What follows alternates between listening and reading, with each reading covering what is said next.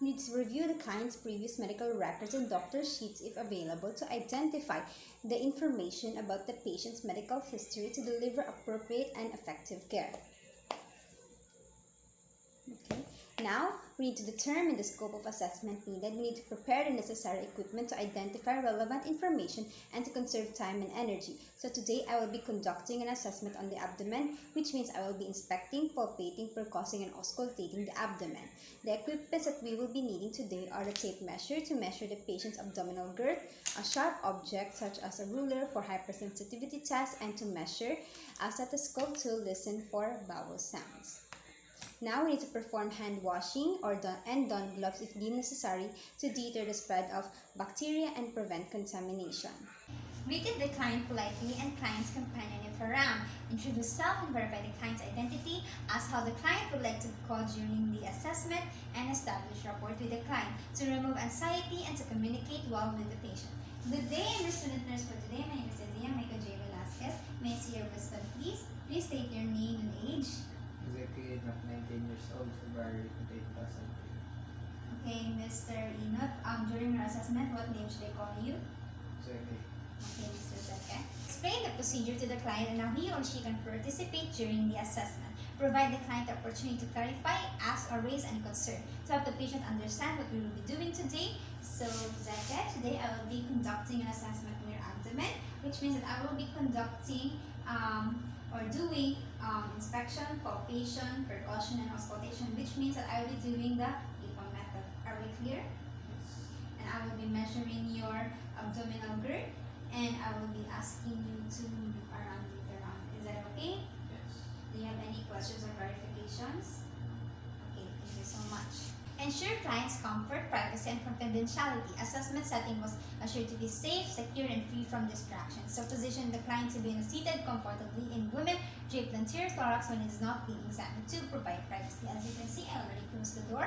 Now we need to ensure that the client has emptied his or her bladder, since full bladder can reduce the accuracy of the bundle height at measurement. So, Zeka, do you feel the urge to void? No. Okay, thank you so much. Now let's survey the abdomen. Position the client in the supine position and cover the upper and lower body parts with the bed sheet, leaving the abdomen exposed. This position avoids putting pressure on the patient's abdomen. Okay, so Mr. Zeke, may I ask if you can put your arms on your side? Just like that. Okay, so is it okay if I'm going to cover you with the bed sheet to provide comfort? Yes. Okay, please just like this. And I will be covering your upper body to make you comfortable and provide privacy. Okay, so Mr. Zeke, I'm going to expose your abdomen, okay? Is it okay? Okay. I'm going to lift your shirt now. Okay. Observe the abdomen skin. Note for any vascularity, visible dilated veins such as spider veins, note for any striae or stretch marks, and assess for scars. Note the history of the scars and document the location by quadrant, reference lines, and assess for lesions or rashes to note any problems the abdomen may have.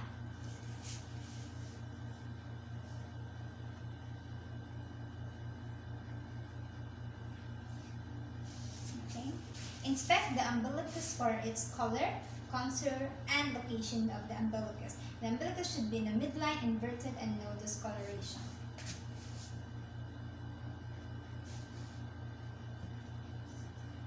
Okay. Now let's move forward to examining the abdomen. We need to inspect for the contour, if it is round, flat, or descended. While the client lies flat or on the bed, sat beside the client, look across the abdomen at the level slightly higher than the client's abdomen to observe for abdominal symmetry. Okay, now let's move forward to inspecting the abdominal girth. We need to inspect the area in between the lower ribs and the pubic bone and note for any abdominal measure in the abdominal girth using a measuring tape, and at the same time of the day, ideally in the morning. We need to ensure that the client has emptied his or her bladder.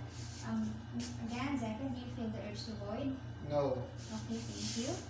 And now we need to position the client in a standing or in a supine position, and the client's head may be slightly elevated by for orthopedic patients. Use a disposable, easily clean tape measure. If the tape measure is not available, use a strip of cloth or gauze, then measure the gauze with a cloth tape or yardstick. Okay, this is it. Let me ask if you can stand up. Thank you.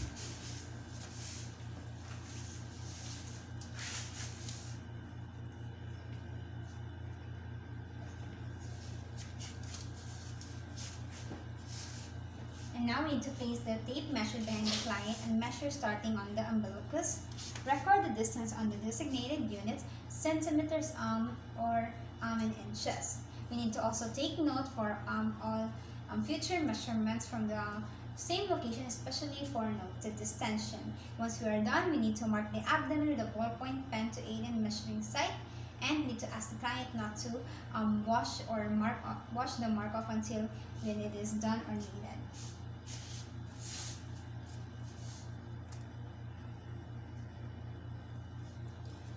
Okay, so may I ask if you can lift your shirt? Thank you.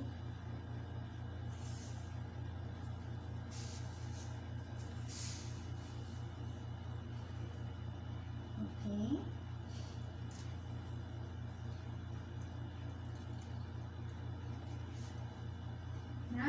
So second, now I'm going to mark this with a ballpoint. Please don't wash this, rub it or scratch it, okay?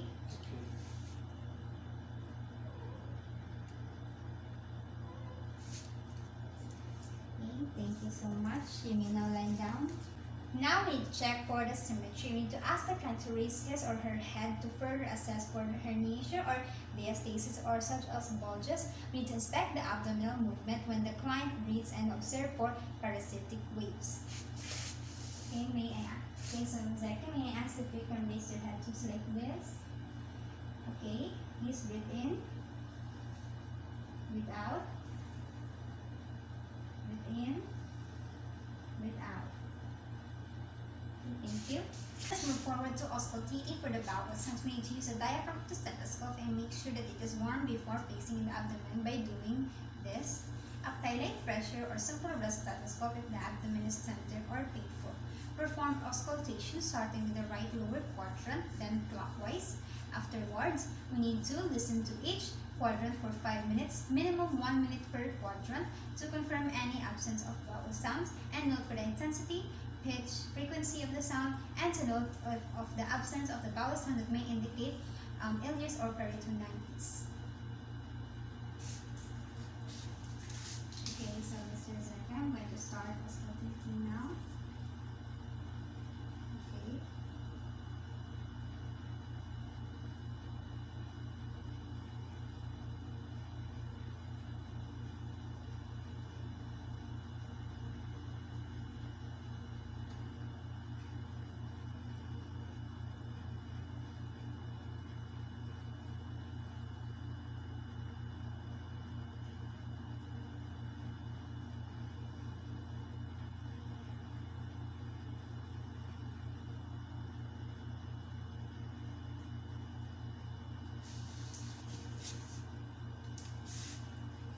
Now let's auscultate for the vascular sounds. We need to use the bell of the stethoscope to listen for bruit. It is a low-pitched murmur-like sound pronounced over the abdominal aorta, renal, iliac, and femoral arteries. This is to check for occlusive arterial diseases.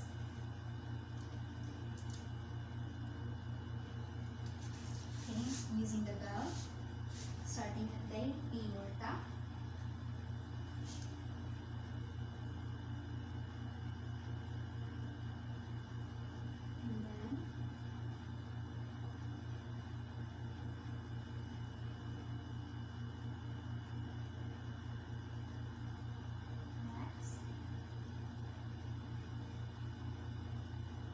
And lastly, the femoral.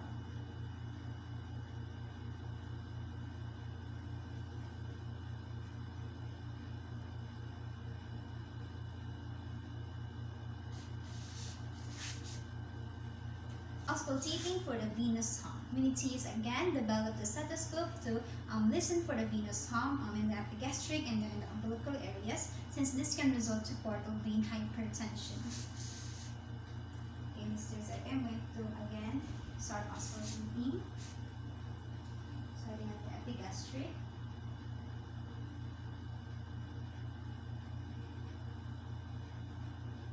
And then the local. Okay, thank you. Now let's move forward to auscultating for friction rub over the liver and spleen. We need to place the diaphragm of the stethoscope over the right and left lower rib cage and listen for friction rub, since this can indicate inflammation of the peritoneal surfaces.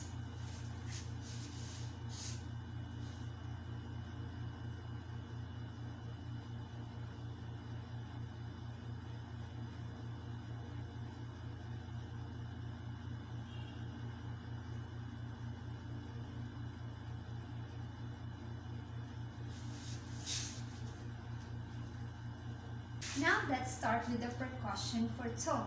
With the use of percussion hand technique, we need to lightly and symmetrically percuss all quadrants. Percussion may proceed clockwise or up and down over the abdomen to check for tenderness and its location.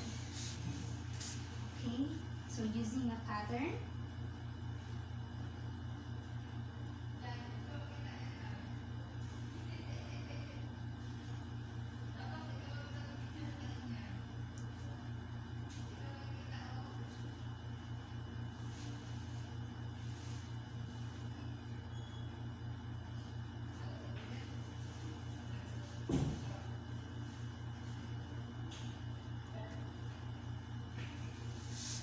Now we need to percuss the span of height of the liver by determining its lower and upper border.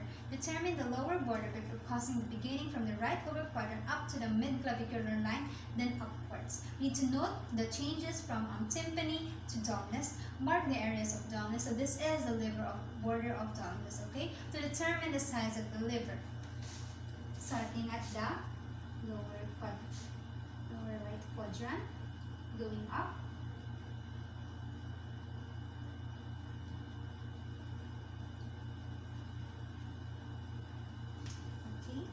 So Mr. Zek, I'm going to mark this part of your body, okay?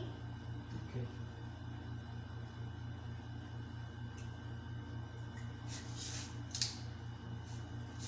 Now let's assess for the descent of the liver. We need to locate the liver border of dullness, which is here, and ask the client to take a deep breath. Observe for the descent of the lower border of liver dullness below the costal margin in deep inspiration. We need to ask the client to hold his or her breath and perform percussion, and ask how the client to exhale afterwards. Okay, so Sir Zeke, may you please inhale, exhale. Okay, so I want you, may I ask if you can take a deep breath and hold it until I say so. Okay, inhale.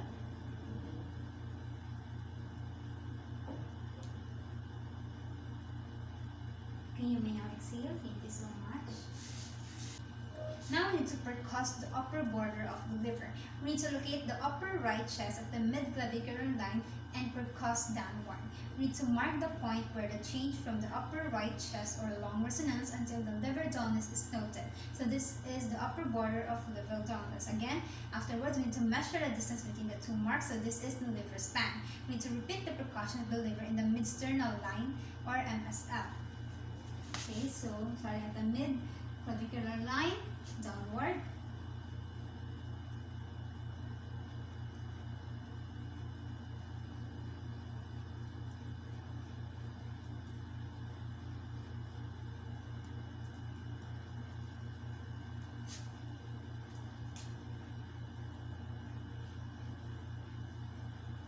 Afterwards, we need to measure it using a ruler in centimeters. So it is 7 centimeters. Afterwards, again, we need to percuss in the mid-sternal line. So here.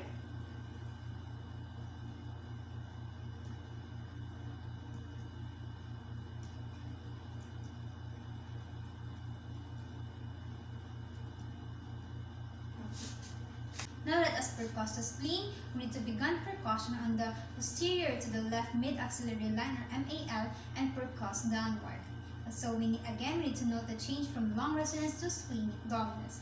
And then we need to perform a second method of percussion to determine the enlargement by asking the client to take a deep breath and start percussing on the last left interspace at the anterior axillary line or AAL to check for spleen enlargement that may indicate diseases. Okay, so Mr. Zeke, I'm going to percuss for your spleen using the AAL or the anterior axillary line, okay? Okay. So here is the anterior axillary line. I'm going to start percussing.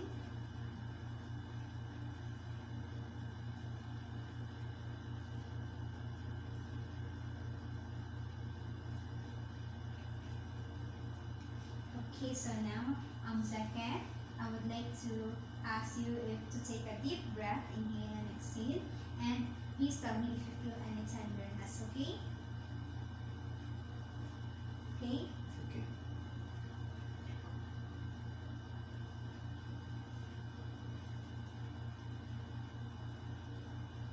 Okay, please inhale and exhale.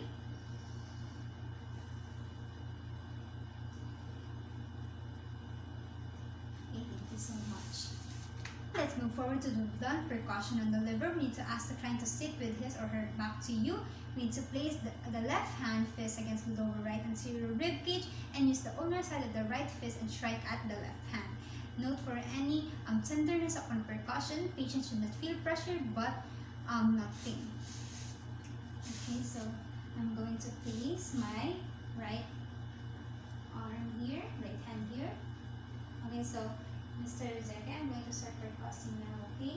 Okay. Do you feel any pain? No. Do you feel any tenderness? Yes. Okay, thank you so much. Now, let's move forward to the blunt percussion on the kidneys. We need to ask the client to sit with his or her back to you. We need to place the left hand on the costovertebral angles. We need to repeat the steps 47 to 48, which is to locate the upper right chest at the mid-clavicular line and percuss downward, and then mark the point where the change from the upper right chest or long resonance until liver dullness is noted. This is the upper border of liver dullness. Okay, so Mr. Zeke, I'm going to close your pull down your shirt now. May I ask if you can sit down, and please, and facing here. Face here, please. Okay. Is it okay if I lift your shirt? Yes. Okay. So this is the mid-clavicular line. And then we're going to percuss downward. Percuss downward up to here. Okay. Okay, so now I'm going to start percussing. Okay? Okay.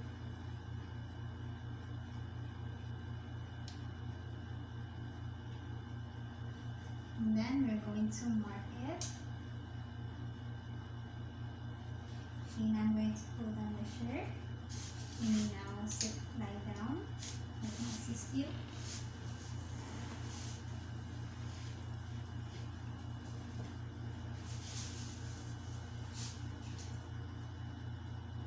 Okay, again I'm going to lift your shirt, okay? Okay. Let's move forward to testing the abdominal distension, bulging flanks, or ascites sets. We need to percuss the flanks from the bed upward toward the umbilicus and note the change from dullness to tympany and mark the point. We need to assist the client to turn on the side. We need to percuss the abdomen from the bed upward and mark the level where the dullness changes to tympany. Okay, so again, Zeke, I'm going to start percussing, okay? Okay.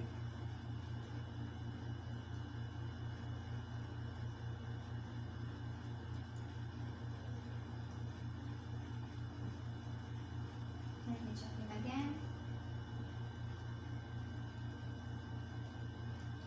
Okay.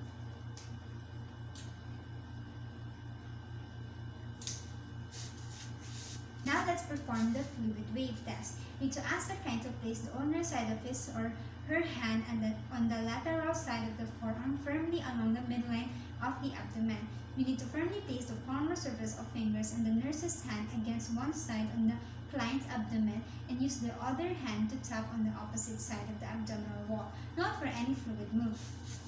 Okay, so Zaka, may I ask if you can place your left arm just like this here at the mid. Just like this, please. Here. Okay, thank you so much. Okay, now again, I'm going to start testing for the fluid test, okay? Okay.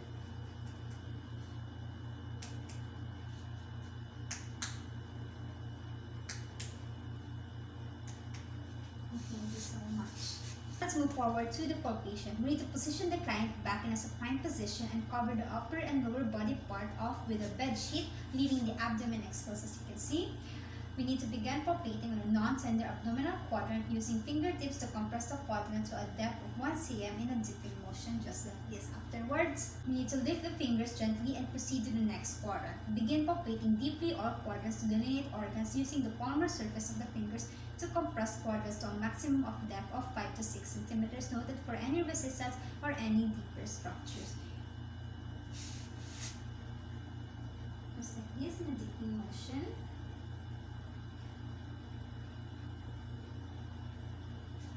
Do you feel any tenderness, Zaka? No. Okay. We need to perform by manual palpation if resistance or deeper structures is felt. Just like this.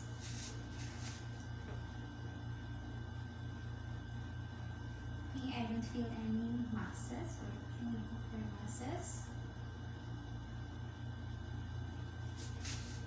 We need to palpate for the masses. We need to use fingertips to compress all quadrants to a depth of 1 cm in a dipping motion again. If there is masses, we need to note for its size in centimeters, location, shape, consistency, democration, pulsatility, tenderness, and mobility. Okay, so I'm going to palpate for masses, okay? Okay. In a dipping motion.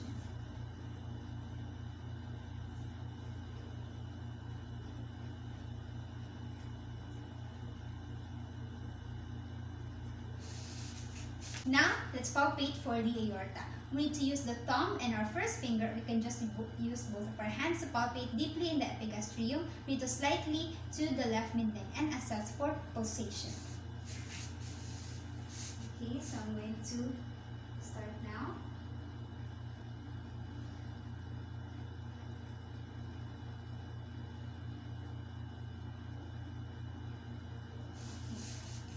Now let's palpate for the liver. We need to stand at the client's right side and place the left hand under the client's back at the level of the 11th and the 12th rib.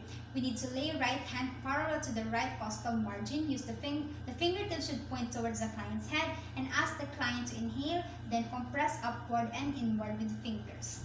We need to note for consistency and tenderness. Okay, may I ask if you can please stand up?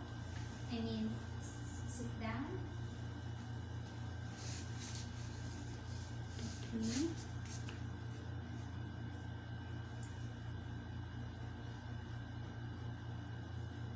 Okay, I located 11th and 12th rib. Okay, please inhale. Please inhale. Exhale. Inhale. Exhale. Okay, thank you so much. You may now lie down. Now let's test for the cholecystitis or the Murphy test. We need to press fingertips under the liver border at the right costal margin and ask the patient to inhale deeply and note for right upper quadrant pain and tenderness. Okay, please tell me if you feel any pain.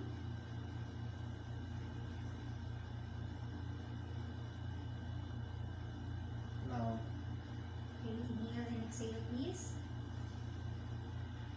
Do you feel any pain? No. Okay. Now let's let's palpate for the spleen. We need to ask the client to turn onto his or her right side and palpate the spleen by moving it downward and forward. We need to note for the consistency and tenderness. And also, we need to document the size in centimeters below the left costal margin. Okay, Becca, please turn this way. Let me assist you. Okay, so for the costal margin, here is the spleen. Okay. Please tell me if you feel any tenderness. No.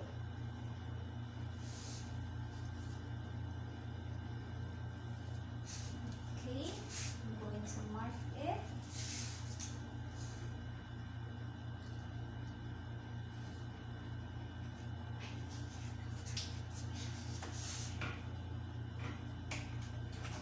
And then measure it. So it is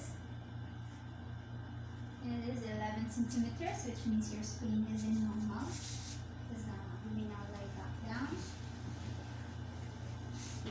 Now let us perform the hypersensitivity test. We need to stroke the abdomen with a sharp object such as a broken tip applicator or tongue blade, or grasp a fold of your skin with your thumb and index finger, and quickly let go. We need to repeat the step 102 several times along the abdomen wall, which is to document the size in centimeters below the left costal margin, and note for pain or exaggerate skin reaction.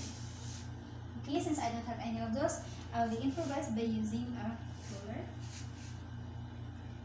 Okay, so I'm going to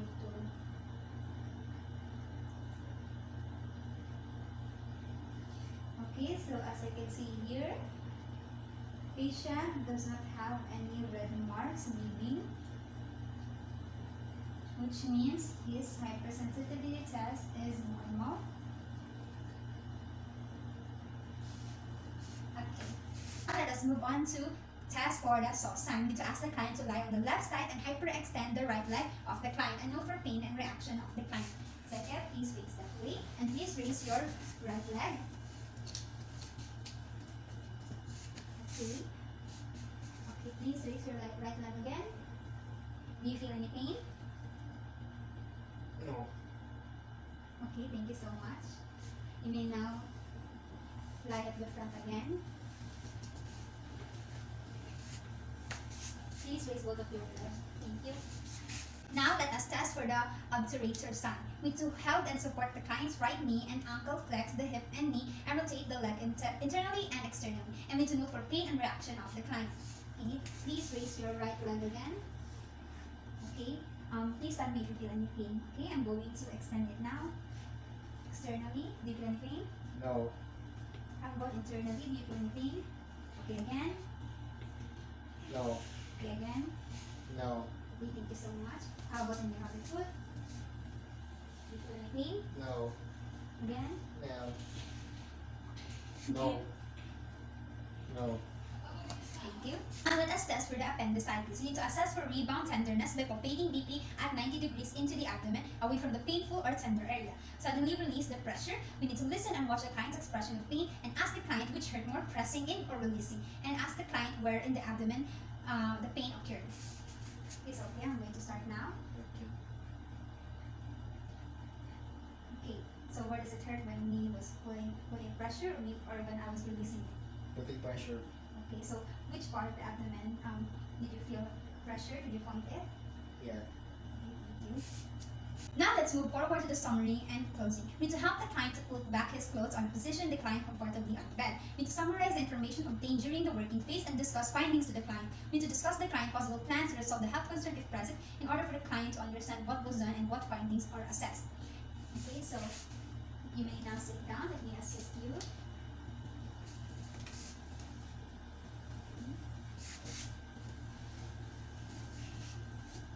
Okay, so Zeke, the findings that when we were doing your assessment, the assessment of your abdomen is that we found out that you have a tenderness right here, a tenderness here at your right lower quadrant when we were putting a pressure on it, not when we were releasing it.